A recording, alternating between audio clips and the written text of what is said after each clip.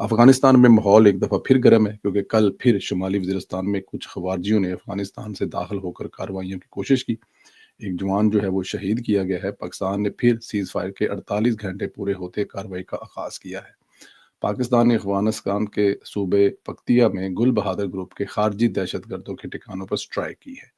اور ذرائع کے مطابق یہ کارروائیاں شمالی جنوبی وزیرستان کے سرحدی پٹی کے اس پار موجود خارجی کیمپوں پر کی گئی ہیں، جہاں سے گزشتہ 48 گھنٹوں کے دوران پاکستان کے اندر متعدد دہشت گرد حملے کرنے کی کوشش کر رہے ہیں، جنہیں سیکیورٹی فورسز نے ناکام بنایا ہے۔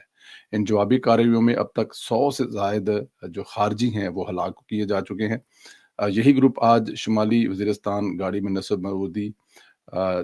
کے ذریعے بھی حملے میں ملوث تھا، جس میں ایک پاکستانی سپاہی نے جام شہادت نوش کیا جبکہ دیگر زخمی ہوئے، اور اطلاعات کے مطابق گل بہادر گروپ کی قیادت سمیت 60 سے 70 خارجی جو